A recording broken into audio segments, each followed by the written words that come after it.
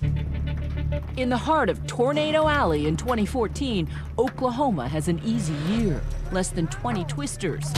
But in Oklahoma City, the police department is getting slammed with a man-made disaster. Oklahoma City police confirmed they are investigating this claim. The force rocked by allegations against one of its own. Officer Daniel Holtzclaw is preying on those he's sworn to serve and protect. But now he's the one being pursued by sex crimes detective Kim Davis, and it is personal. For someone to use the badge and the gun to just do the most demeaning thing to a human being, it's infuriating. It was my main focus. I was going to put him in prison. The alleged victim, Oklahoma City native Jannie Ligons. She runs a daycare center, is 57 years old, a mother of 4, and a grandmother of 12.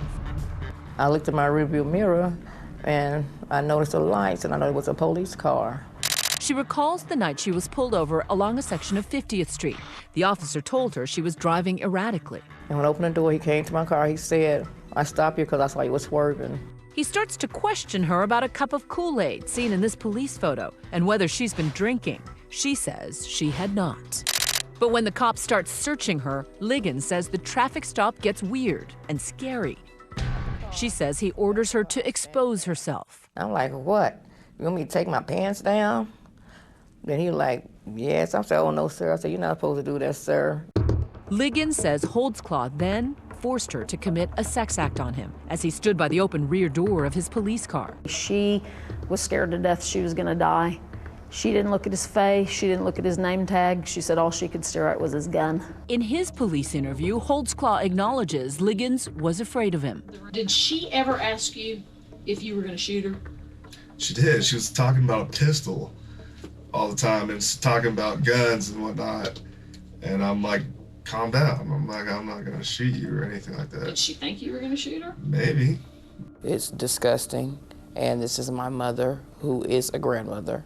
Ligons' daughter, Latoya Rifa, sat by her mother's side during our interview. And he assumed that he could do this because there's no way she's going to report him. There's no way nobody's going to believe her.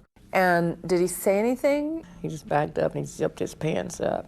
And he moved back and I just got out his police car and walked towards my car thinking he was going to shoot me in the back. And he let me live to tell the story. Big, big mistake. 2 hours later, encouraged by her family, Ligons reports the assault to the police. If I could have went and found him myself, I would have gladly done so. It's terrible. Do you want to take a moment? You okay? No, I'm fine. Did you believe her? Yes, I did. There was no motive for her to make this up. Detectives scour Holtzclaw's car for evidence, but find nothing more than fast food wrappers, muscle supplements, and a Justin Timberlake CD. But when they examine Holtzclaw's uniform, hoping to find Jannie Ligons' DNA, they get a shock. They find DNA all right, but it's not hers, and it's not from Holtzclaw's girlfriend either. There was unknown DNA, female DNA on the inside of his pants. Detectives now deduce 2 things. The unknown DNA may be another victim, and Holtzclaw, a serial predator. The hunt begins for a match to the mystery DNA. We weren't going to stop till we found it. Juries today want DNA because everybody watches CSI. Everybody wants the DNA moment. Right.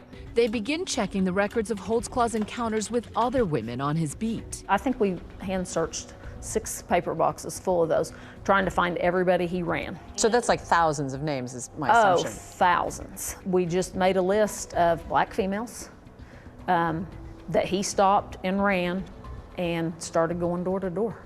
Behind those closed doors, and as the investigation widens, just what they feared. They find more women who say they too were attacked by a cop. And when the story leaks, An officer has been placed on administrative leave. still more women come forward. Take the case of 22-year-old Shardarian Hill, who was handcuffed to this hospital bed, high on drugs after an arrest, when she says she was sexually assaulted. I didn't know what to think. I was scared because I was just like, this is a police officer.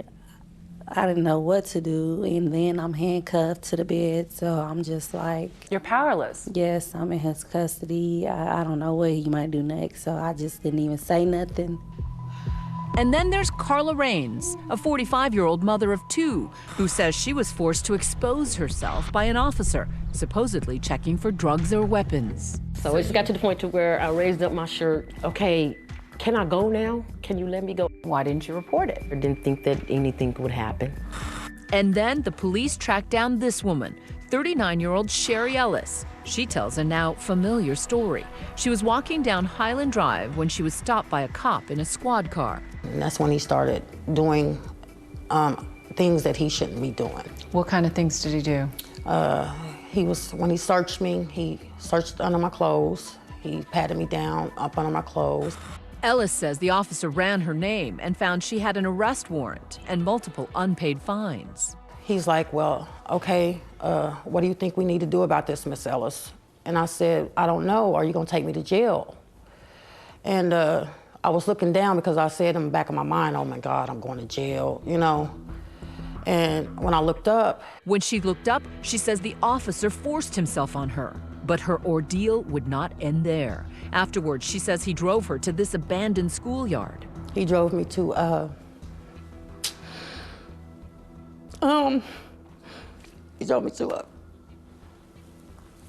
school, and let's side of the school in the back. And he opened the door, he told me to get out and pull my pants down. And allegedly assaulted her again. When it was over, he said I was free to go. And now police are connecting all those cases, the women, African American, and mostly middle-aged, to that young, all-American, clean-cut cop, Daniel Holtzclaw, an officer allegedly leading a double life on the night shift. 2 months after his interrogation, he is arrested in the parking lot outside his gym. Police officer arrested. Officer Daniel Holtzclaw is in custody tonight, with several women coming forward claiming to be his victims. They have Holtzclaw. They also have a growing list of accusers. But there's a problem. Not one of the women is a match to that critical clue, the mystery female DNA found on the uniform. We kept going and kept searching because we had to find a match. When we come back, something else that's not adding up. Is it possible police are chasing the wrong man? Your description doesn't match Daniel Holtzclaw.